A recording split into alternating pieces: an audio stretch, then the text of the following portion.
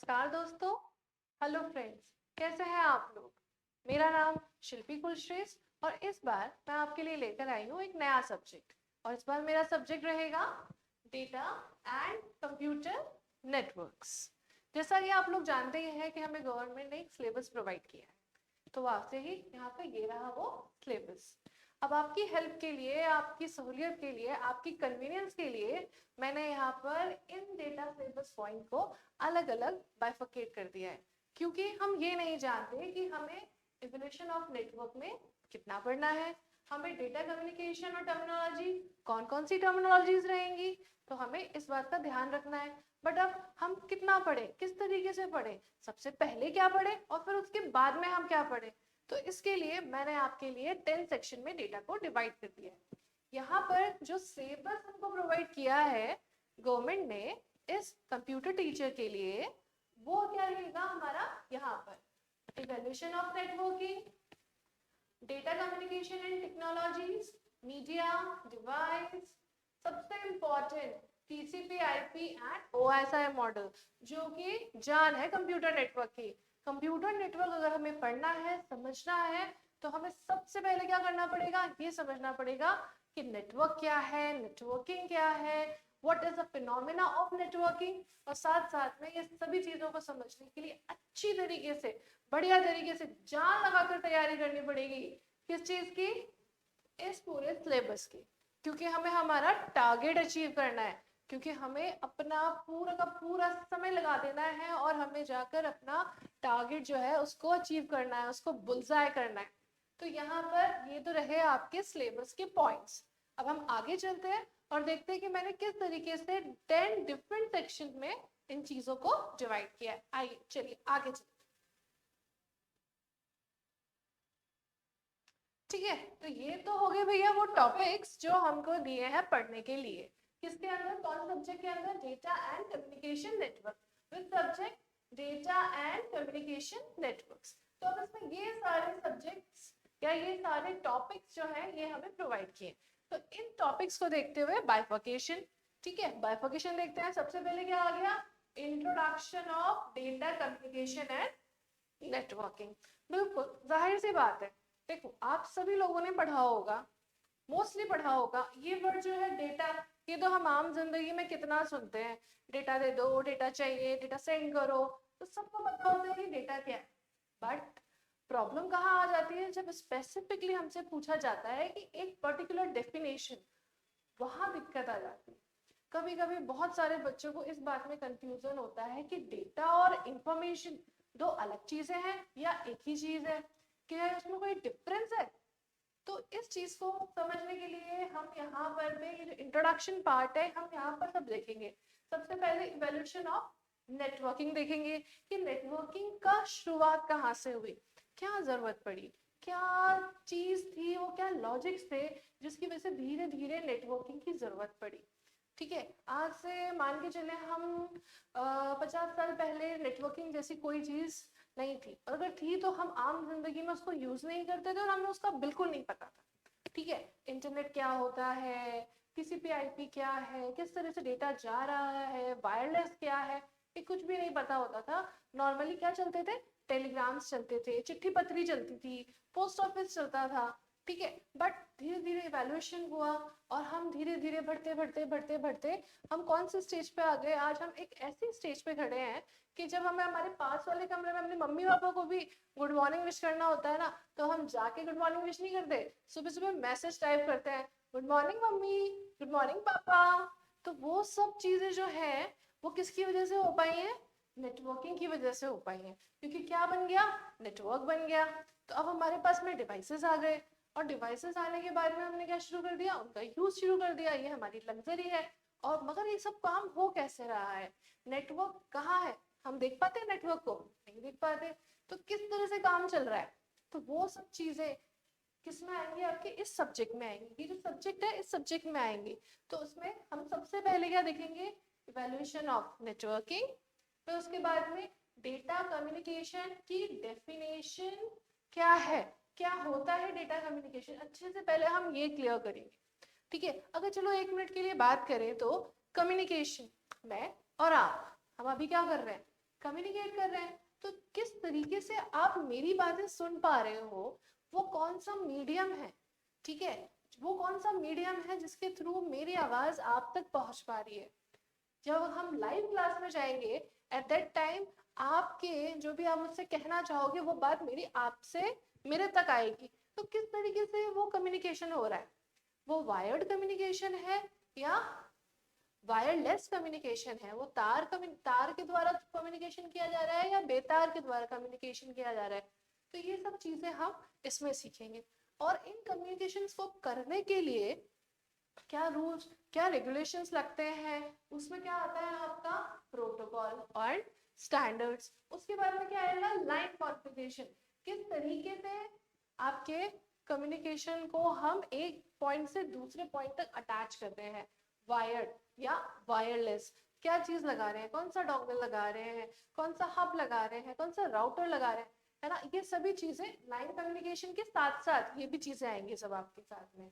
फिर mode of communication, simplex, duplex, half duplex, ये सब चीजें चलेंगी इसके अंदर। अब अगर मैं बोलूँ कि हम टीवी देखते हैं, ठीक है, सब लोगों को टीवी देखना बहुत पसंद है, छोटे बच्चों को कार्टून देखना पसंद है, बड़े बच्चों को अपनी पसंद की चीजें देखना पसंद है, बट वो कौन सा मोड है। जब हम फोन पे बात करते हैं तो आपकी बात मैं सुन सकती हूँ और मेरी बात आप लोग सुन सकते हो, तो दोनों तरफ से कम्युनिकेशन चल रहा है, राइट, करेक्ट, समझ में आ रहा है। तो वो वाला कौन सा कम्युनिकेशन हुआ, फुल डुप्लेक्स। मगर जब हम टीवी देख रहे हैं तो क्या हो रहा है कि जो भी कम्युनिकेशन चल रहा है वो सैटेलाइट के थ्रू आपके टेलीविजन तक आ रहा है और टेलीविजन से आप देख पा रहे हैं, बट आप किसी भी तरीके से आप अपनी बात टीवी के थ्रू वापस सैटेलाइट तक नहीं पहुंचा सकते। तो ये कौन सा मोड है, ये काम किस तरीके से चल रहा है, वो सब चीजें कहाँ आएंगी, मोड ऑफ कम्युनिकेशन में, राइट। तो हम इसको यहाँ पर सब समझेंगे, एग्जाम्पल के थ्रू समझेंगे। कौन सी सेक्शन में समझेंगे, सेक्शन 1 में समझेंगे। तो जब ये चीज क्लियर हो जाएगी कि डेटा कम्युनिकेशन क्या है, नेटवर्क क्या है, किस तरह से काम कर रहा है, उसके लिए कौन कौन से प्रोटोकॉल यूज में आ रहे हैं, लाइन कॉन्फ़िगरेशन क्या होती है, एंड इन लास्ट मोड क्या होता है और किस तरह से काम कर रहा है, तो वो हमारा किसमें आ जाएगा, सेक्शन 1 में। जब ये सब चीजें क्लियर हो जाएंगी तब हम जाएंगे हमारे सेक्शन 2 पे। आइए तो चलिए चलते हैं हमारे सेक्शन 2 पे। हाँ जी, तो सेक्शन 2 है वो क्या है, कंप्यूटर नेटवर्क का बेसिक। कि कंप्यूटर नेटवर्क जब लगाया गया तो उसको लगाने के लिए कौन से स्ट्रक्चर्स यूज करते हैं, क्या चीज होती है, एक बड़ा ही शानदार सा वर्ड है, बोलने में बड़ा ही अच्छा लगता है, क्या, टोपोलॉजी। टोपोलॉजी, तो टोपोलॉजी क्या होती है, किस तरीके से हम अपने नेटवर्क को सेट कर रहे हैं, किस तरीके से डिवाइसेस को रखा जा रहा है, वो कब आता है आपके टोपोलॉजी के अंदर, ठीक है। फिर टाइप ऑफ टोपोलॉजी कौन सी है, उसके बाद में किस तरह का नेटवर्क क्रिएट किया गया है, तो वो किसमें आएगा, कैटेगरी ऑफ नेटवर्क्स में। एक ही तरह का नेटवर्क होता है, आप हम बहुत सारी चीजें यूज करते हैं जिसमें हम इंटरनेट को यूज कराते हैं, राइट। तो अब जब हम ये काम करते हैं तो उसके अंदर हमें ये देखना रहेगा कि किस तरह का, कौन सी कैटेगरी का जो नेटवर्क है वो हमने यूज किया है। तो अब वहां पे क्या आएगा, कैटेगरी ऑफ नेटवर्क्स। ये सब चीज समझने के बाद में हम आएंगे डेटा कम्युनिकेशन टर्मिनोलॉजी। कौन कौन सी टर्मिनोलॉजी जो होती है वो आप यूज करते हैं डेटा नेटवर्क के अंदर, जिससे कि आपका जो नेटवर्क है, जो आपका कंप्यूटर नेटवर्क है, वो सही तरीके से चले और आपको दिक्कत ना दे, राइट।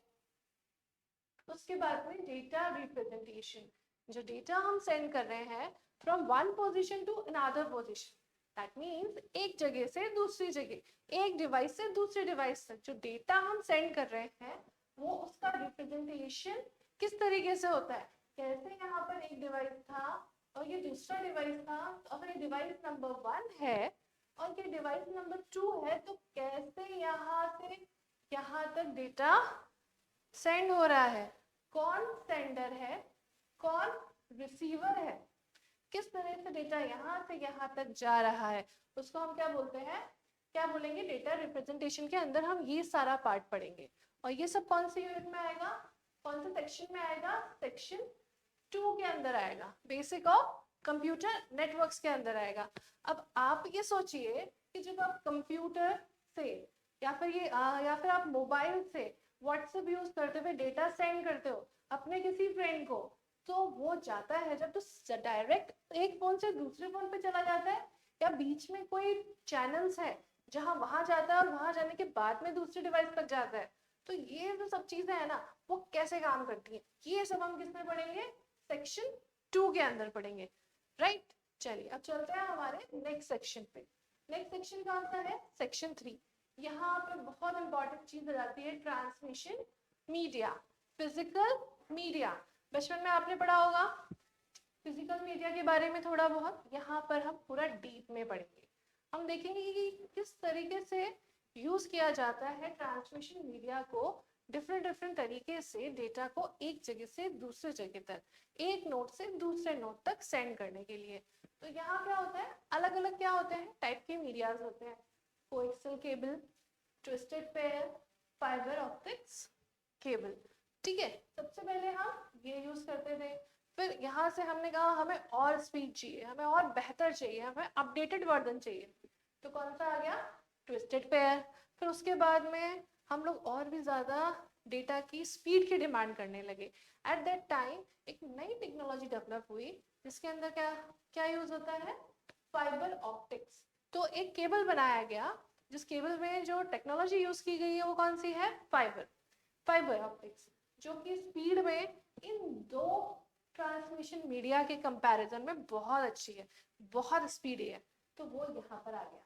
जैसे कि आपने सुना होगा 4G 5G, तो जब नई नई टेक्नोलॉजीज आ रही हैं डेटा को एक जगह से दूसरी जगह सेंड करने के लिए, तो उसके अंदर स्पीडी, सबसे ज्यादा तेज इफेक्टिव तरीके से सेंड करने के लिए कौन से केबल्स का यूज होता है, फाइबर ऑप्टिक्स केबल का यूज होता है। ठीक है, तो इसी के साथ हम इस यूनिट में क्या पढ़ेंगे, एप्लीकेशंस।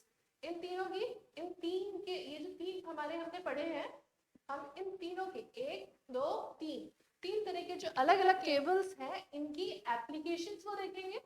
साथ में साथ ये देखेंगे कि एडवांटेजेस क्या है, राइट। क्योंकि अगर हमें यही नहीं पता होगा कि इसकी क्या एडवांटेजेस है, ठीक है, या फिर इसकी क्या डिसएडवांटेजेस है जिसकी वजह से हमने इस चीज को क्रिएट किया, समझ रहे हैं आप लोग। तो ये सबसे ज्यादा जरूरी है कि हमें पता हो कि कौन से टाइप का केबल कहाँ सबसे अच्छा यूज आ रहा है, कौन से टाइप का केबल किस जगह एप्रोप्रिएट है यूज करने के लिए, राइट। तो यहाँ पे एडवांटेजेस, डिसएडवांटेजेस और साथ में ही प्रोपगेशन मोड। प्रोपगेशन का मतलब होता है जब हमारी जो वेव होती है, वेव समझते हैं आप लोग, तरंग, तरंग क्या होती है, एक जगह से दूसरी जगह तक जाती है। तो जब तरंग जो होती है, जो वेव होती है, जब वो एक जगह से दूसरी जगह जाती है, तो उसके जाने के तरीके को हम क्या बोलते हैं, प्रोपोगेशन। जैसे हम लोग क्या करते हैं, हम घर से कॉलेज जाते हैं, कॉलेज से रेस्टोरेंट जाते हैं, रेस्टोरेंट से वापस घर आते हैं, तो ये जो हमने किया ये क्या है, ह्यूमन मोशन है। ठीक है, इसको हम लोकोमोशन भी कहते हैं साइंस की भाषा में। वैसे ही जब एक वेव है ना, अगर आपने और ज्यादा सुना हो तो sine wave, cos wave, analogue, ठीक है, तो ये जो वेव्स होती हैं जब ये हम एक ट्रेवल करती हैं थ्रू अ मीडियम, तो उस समय उसके एक जगह से दूसरी जगह को ट्रैवल करने को क्या बोलते हैं, प्रोपोगेशन। तो आगे हम पढ़ेंगे प्रोपोगेशन मोड, किसमें पढ़ेंगे, यूनिट 3 के अंदर, या फिर सेक्शन 3 के अंदर हमको क्या देखना है, ये सब चीजें देखेंगे, ये सारे point majorly what, transmission media, जिसको हम और क्या कह सकते हैं, फिजिकल मीडिया, ये हमारा किसमें आ जाएगा, सेक्शन 3 के अंदर आ जाएगा। अब चलते हैं हमारे सेक्शन 4 के ऊपर। Section 4, study of टीसीपी/आईपी protocol suit. ये पढ़ना तो बहुत बहुत बहुत जरूरी है, और मैं आपको बोल रही हूँ इसमें से और ओएसआई मॉडल में से क्वेश्चन आना तो डन है जी, आएगा ही आएगा क्वेश्चन, चाहे 2 क्वेश्चन आए चाहे 3 क्वेश्चन आए, बट आएंगे जरूर इसमें से। क्योंकि ये जो है ना, ये नेटवर्किंग की स्टार्टिंग है, ये जो है ना नेटवर्किंग की जान है, कोर है, तो यहाँ से तो आना ही आना। अब टीसीपी/आईपी क्या होता है, ट्रांसमिशन कंट्रोल प्रोटोकॉल। तो ये क्या होता है, इसको क्यों यूज किया गया, इसमें कितनी लेयर्स होती हैं, कौन सी लेयर किस चीज के लिए रिस्पॉन्सिबल है, कैसे एक लेयर से डेटा, या फिर हम ये कहें कि कैसे एक लेयर का इनपुट दूसरी लेयर के लिए, कैसे एक लेयर का आउटपुट दूसरी लेयर के लिए इनपुट बनता है, कैसे दूसरी लेयर का आउटपुट तीसरी लेयर के लिए इनपुट बनता है, और कैसे इंटरकनेक्टेड होते हुए ये लोग काम करते हैं और डेटा को या फिर इंफॉर्मेशन को एक पोर्ट से दूसरे पोर्ट तक डिलीवर करते हैं। ठीक है, तो ये सब चीजें कहाँ आएंगी हमारी, यहाँ पर आएंगी। कौन सी यूनिट में, कौन सा सेक्शन में, सेक्शन 4 के अंदर। यहाँ पे हम क्या देखेंगे साथ में, प्रोटोकॉल हिरार्की, कौन कौन से प्रोटोकॉल यूज होते हैं, किस तरीके से यूज होते हैं, कौन सी लेयर में कौन सा प्रोटोकॉल यूज होता है और वो किस तरीके से रिस्पॉन्सिबल है, ये सब कहाँ आ जाएगा हमारा सेक्शन 4 के अंदर। इसके बाद हम जाएंगे OSI मॉडल के ऊपर। चलते हैं, चलो अपने नेक्स्ट सेक्शन के अंदर, सेक्शन नंबर 5। हाँ जी, ये आ गया आपका section number 5, study of OSI protocol stack. तो ये जो प्रोटोकॉल स्टैक जो है, हम यहाँ आ गए। अब ये जो OSI है, this is very very very important, इसको तो पढ़ना ही है। बाकी छोटी मोटी चीजें हम छोड़ सकते हैं, मगर OSI तो हम बिल्कुल नहीं छोड़ सकते। इसको हमको यहाँ पे डीप में पढ़ना है, बहुत अच्छी तरह से पढ़ना है और एकदम डीप में पढ़ना है, जिससे बिल्कुल यहाँ पे क्लियर हो जाए और इसका कोई क्वेश्चन तो गलत हो ही ना। ठीक है, राइट, चलो देखते हैं थोड़ा। अब क्या है यहाँ पे, क्या है, सबसे पहले OSI मॉडल। OSI मॉडल में कितनी लेयर्स होती है, 7 लेयर्स होती है। OSI मॉडल में कितनी लेयर्स होती है, 7 लेयर्स होती है। 7 लेयर्स कैसे एक दूसरे से इंटरकनेक्टेड है, कैसे एक लेयर दूसरी लेयर के साथ काम कर रही है, कैसे दूसरी लेयर का आउटपुट तीसरी लेयर के लिए इनपुट बन रहा है, कैसे वो उस पर काम कर रही है, ये सब कुछ हमें यहाँ पर पढ़ना है। Which protocols we are using in OSI model, कौन कौन से प्रोटोकॉल किस तरह से चलेंगे, कौन सा प्रोटोकॉल अच्छा है, कौन सा प्रोटोकॉल किस चीज के लिए रिस्पॉन्सिबल है, कहाँ किस तरह से यूज आएगा, ये सब किसमें पढ़ेंगे हम, OSI मॉडल में। और लास्ट में जब दोनों चीजें हमें अच्छे से समझ में आ जाएंगी, बढ़िया से क्लियर हो जाएगा, तब हम क्या देखेंगे, difference between OSI model and TCP/IP model, जिससे कि आपको बिल्कुल क्लियर हो जाए कि क्यों TCP/IP यूज किया गया, क्यों OSI मॉडल यूज किया गया, क्या डिफरेंस है इनमें। ठीक है, और साथ साथ में जब ये करेंगे ना, एक चीज और भी करेंगे हम, क्या है वो, और वो है हमारे क्वेश्चन बैंक्स भी देखेंगे, जिससे कि बिल्कुल भी कंफ्यूजन ना रहे और तैयारी रहे पूरी। फिर आते हैं हम हमारे सेक्शन 6 पे। सेक्शन 6 में क्या आएगा, क्या आएगा भाई, मल्टीप्लेक्सिंग। क्या होता है मल्टीप्लेक्सिंग, क्या जरूरत है, क्या रिक्वायरमेंट है मल्टीप्लेक्सिंग की, ये यहाँ पर हम देखेंगे।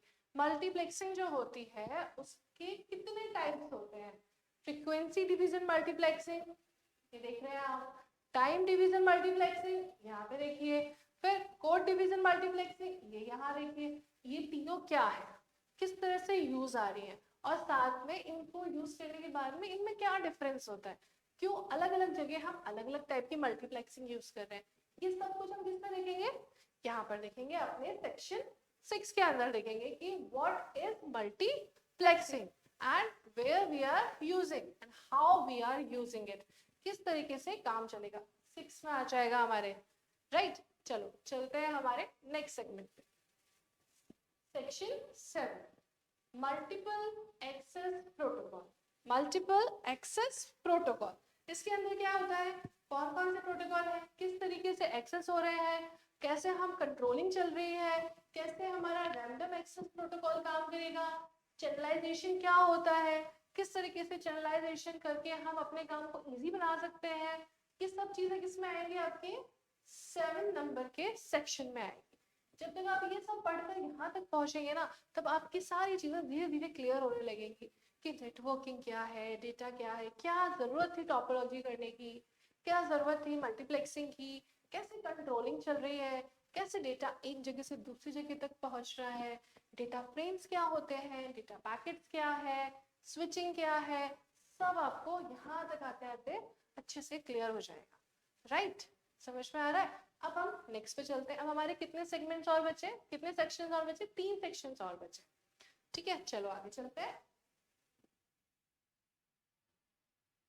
हाँ जी, ये क्या है, IEEE स्टैंडर्ड। आपने IEEE का नाम सुना होगा, है ना। साइंस वाले जितने भी बच्चे हैं, बीटेक, एमटेक, PGDCA, BCA, सब लोगों ने IEEE का नाम तो सुना ही होगा।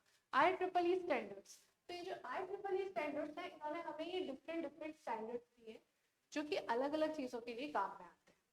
तो ये अलग अलग चीज़ें कौन सी हैं, किस तरीके से काम करती हैं, कैसे ये स्टैंडर्ड्स को अप्लाई किया जाता है, और इन सबसे पहले कि स्टैंडर्ड्स को बनाने की रिक्वायरमेंट क्या थी, क्यों बनाए गए ये स्टैंडर्ड्स, वाई 802.3, वाई 802.4, क्यों बनाए गए ये स्टैंडर्ड्स। तो ये सब कुछ रेफरेंस्ड किससे है, नेटवर्किंग से है, और नेटवर्किंग में इनको क्यों बनाया गया, इनका क्या यूज है, किस तरीके से इनको अप्लाई करने से काम और अच्छी तरीके से काम और बेटर परफॉर्मेंस कर सकता है, ये सब चीज देखेंगे हम सेक्शन 8 के अंदर। चलिए चलते हैं हमारे नेक्स्ट सेगमेंट पे, नेक्स्ट सेक्शन पे, सेक्शन 9। सेक्शन 9 में क्या है, आईपी प्रोटोकॉल और राउटिंग और कंजेशन कंट्रोल। जब हम नेटवर्किंग पे काम करते हैं, हम नेटवर्क्स बनाते हैं, तो क्या होता है ना कि हम लोगों को कुछ चीज़ों का भी ध्यान रखना पड़ता है कि क्या ना हो, राउटिंग, रूट। अब यहाँ पर बात करते हैं रूट की। एक जगह पे पहुंचने के एक से ज़्यादा रास्ते हमारे पास में अवेलेबल होते हैं, राइट। बट आप कौन सा रास्ता लोगे, जैसे कि एक सिनेरियो लेते हैं, स्कूल की छुट्टी हो गई या कॉलेज की छुट्टी हो गई, अब हमें घर पहुंचना है, तो हम कौन सा रास्ता लेंगे, वो रास्ता जो हमारे कॉलेज से हमारे घर तक सबसे छोटा है, मतलब किलोमीटर में सबसे छोटा है, या फिर वो रास्ता जो थोड़ा सा तो बड़ा है बट वहाँ ट्रैफिक कम मिलता है, या वो तीसरा रास्ता जो कि थोड़ा लंबा है बट वहाँ पे ट्रैफिक बिल्कुल कम मिलता है और गड्ढे भी नहीं है, स्मूथ रोड है, तो थोड़ा लंबा चलना पड़े चलेगा, मगर क्या होगा, हम आसानी से बिना परेशान हुए हम जा सकते हैं। तो आप कौन सा रास्ता लेना पसंद करेंगे, वो जिसमें सबसे ज्यादा ट्रैफिक है, वो जिसपे कि आप आराम से जा सकते हैं, वो या फिर जिसपे थोड़ा कम ट्रैफिक मिलेगा, तो ये आप डिसाइड करेंगे। तो वही तरीका, यही कॉन्सेप्ट कहाँ पे आता है, आपके राउटिंग में भी आता है कि कौन सा रूट लेंगे आप, किस तरीके से आप अपने डेटा को एक पॉइंट से दूसरे पॉइंट तक पहुंचाएंगे, ठीक है। उसके लिए भी मल्टीपल पॉइंट्स अवेलेबल है, मगर कौन सा पॉइंट फ्री है, कौन सा पॉइंट एक जगह से दूसरी जगह तक जल्दी कनेक्ट कर सकता है, वो सब चीजें कहाँ आती है, हमारे राउटिंग में आती है। कंजेशन कंट्रोल, ये भी कुछ इसी तरीके से है कि कंजेशन क्या है, कंजेशन को कैसे कंट्रोल करेंगे, ठीक है। जैसे अगर मैं बिल्कुल नॉर्मल भाषा में बोलूं, तो भीड़ भाड़ को कैसे कंट्रोल करोगे, डेटा तो पहुंचाना है। अब अगर हमने डेटा भेजा है तो वो डेटा दूसरी जगह पहुंचना चाहिए, और पहुंचना ही नहीं चाहिए, वहां पहुंचना चाहिए जहां उसको पहुंचना है। ऐसा ना हो कि मैंने डेटा भेजा था आपको बट आप तक नहीं पहुंचा, किसी और तक पहुंच गया, अब उसको उस डेटा की जरूरत ही नहीं है, अब उसको उस सामान की जरूरत ही नहीं है, तो उसके लिए तो वो यूजलेस हो गया ना, हो गया ना भैया। तो अब हमको क्या करना है, हमें डेटा तो भेजना ही भेजना है, साथ में हमें ये भी ध्यान रखना है कि डेटा वहां पहुंचे जहां हमें पहुंचाना है, मतलब सही एड्रेस पे पहुंचे और सही तरीके से पहुंचे, और साथ साथ में सही टाइम से भी पहुंचे। तो वो यहाँ पर सब कुछ देखेंगे हम सेक्शन 9 के अंदर। क्या होता है राउटिंग या फिर रूटिंग, क्या होता है कंजेशन कंट्रोल, क्या इफेक्ट है, और कौन सी एल्गोरिथम्स है जिनसे कि हम कंजेशन कंट्रोल इजीली कर सकते हैं, राइट। तो ये सब किसमें आ जाएगा, हमारा इस वाले सेक्शन में आ जाएगा। तो ये सेक्शन कौन सा रहेगा, सेक्शन 9। लास्ट कौन सा है, सेक्शन 10। सेक्शन 10 के अंदर क्या आएंगे, हमारे प्रोटोकॉल्स। अच्छी तरीके से इन प्रोटोकॉल की स्टडी करनी है। टीसीपी प्रोटोकॉल, अब यहाँ कंफ्यूज नहीं होना है। टीसीपी, अभी मैंने आपको आगे क्या बोला, ओएसआई मॉडल है ना, टीसीपी आईपी मॉडल। अब ये टीसीपी क्या आ गया, ट्रांसमिशन कंट्रोल प्रोटोकॉल। तो हमें यहाँ पे टेंशन नहीं लेनी, ये क्या है, प्रोटोकॉल्स है, ये हम अलग से पढ़ेंगे, क्योंकि ये हमको गवर्नमेंट ने अलग से लास्ट टॉपिक दिया है इसका, क्योंकि अलग से दिया है तो उससे अलग से क्वेश्चन भी आ सकता है, पुट हो सकता है ना। तो उसके लिए हम क्या करेंगे, इसको अलग से अच्छी तरीके से पढ़ाई करेंगे। इसकी कौन कौन सा, ट्रांसमिशन कंट्रोल प्रोटोकॉल आ जाएगा, यूडीपी आ जाएगा, डीएनएस आ जाएगा, फिर उनकी एप्लीकेशंस क्या है, कहाँ यूज होते हैं, किस तरीके से यूज होते हैं, और क्या एडवांटेजेस है और क्या डिसएडवांटेजेस है। ये सारा काम हम किस में करेंगे, अपने सेक्शन 10 में करेंगे, राइट। तो इस तरीके से मैंने आपका ये सारा बाइफरकेट कर दिया है, इनको विभाजित कर दिया है इन 10 सेक्शंस में, इन 10 भागों में, जिससे कि आपको बिल्कुल तकलीफ ना आए और आपका जो भी सिलेबस है अपना जो भी सिलेबस है हम उसको बहुत अच्छे से पढ़ें, अच्छे से देखें कि हमें कितना, किस चीज को कितना डीप में जाके पढ़ना है और आराम से अपने टारगेट को अचीव कर सके, राइट। इसके साथ साथ मैं आपकी ये हेल्प करूंगी आगे आने वाले मेरे पीपीटीज में कि टॉपिक तो समझाएंगे ही समझाएंगे अच्छी तरीके से, साथ में क्वेश्चन बैंक्स भी करेंगे, क्योंकि हमको एकदम से सटीक क्वेश्चन देखना है, ठीक है। ऐसा नहीं हो कि अलग अलग ऑप्शंस आ जाए और हम उसमें कंफ्यूज आ जाए, नहीं, हमको बिल्कुल ध्यान रखना है, अच्छे से पढ़ना है, जिससे कि हम अपना टारगेट जो है वो अचीव कर सकें। डेटा डेटा कम्युनिकेशन और नेटवर्क एक बहुत ही इंटरेस्टिंग सब्जेक्ट है, जिसको आपको पढ़ने में बिल्कुल परेशानी नहीं होगी। हर दिन एक नया कंसेप्ट, एक नई चीज, और सबसे अच्छी बात यह है कि हमारे रोजमर्रा की जिंदगी में हम इस नेटवर्क से कनेक्टेड हैं, ठीक है। आपके भी नेटवर्क होगा, आप अपने फ्रेंड सर्कल में जाते होंगे, आपके अलग अलग नेटवर्क्स होंगे, वैसे यहाँ पर भी अलग अलग नेटवर्क्स, वैसे यहाँ पर भी अलग अलग तरह के उनके स्ट्रक्चर्स हैं। उनको कंट्रोल करने के लिए, जैसे कि व्हाट्सएप में होता है ना, सबसे ऊपर कौन होता है, एडमिनिस्ट्रेटर, जो कि कंट्रोल करता है कौन ग्रुप में रहेगा, किसको ऐड करना है, किसको हटाना है, ठीक है। ऐसा होता है। अगर कभी आपका स्कूल का ग्रुप होगा या फिर कॉलेज का ग्रुप होगा जो कि ऑफिशियल ग्रुप होगा, उसमें आपने ध्यान दिया होगा कि जो एडमिनिस्ट्रेटर है केवल उसी के पास परमिशन होती है डेटा सेंड करने की, आप लोगों के पास में या फिर जो उसके और जो उसके जितने भी मेंबर्स हैं उनके पास में नहीं होती, क्योंकि एडमिनिस्ट्रेटर ने ये पावर नहीं दी हुई है अपने उस पर्टिकुलर ग्रुप को कि कोई और भी उसमें मैसेज डाल सके। सिर्फ एडमिनिस्ट्रेटर जो है वही क्या कर सकता है, इंफॉर्मेशन दे सकता है। तो इस तरह से ही हमारे यहाँ पर नेटवर्किंग में भी हम पढ़ेंगे कि क्या होता है नेटवर्क, क्या होता है नेटवर्किंग, क्या होते हैं पोर्ट्स, क्या है टोपोलॉजीज, और सब अच्छी तरीके से इन सेगमेंट्स के साथ में हम पूरा करेंगे, ठीक है। आई होप आप लोगों को अच्छे से समझ में आया होगा, और आप आगे इसी तरीके से हम धीरे धीरे एक एक टॉपिक लेकर, एक एक सेक्शन लेकर आगे बढ़ते जाएंगे। आप सब लोग अपना ध्यान रखें और पढ़ते रहें, तैयारी शुरू कर दीजिए, क्योंकि टाइम कम है और हमें अपना गोल अचीव करना है। Okay, all the best, be prepared, thank you, all the best and be prepared. नमस्कार।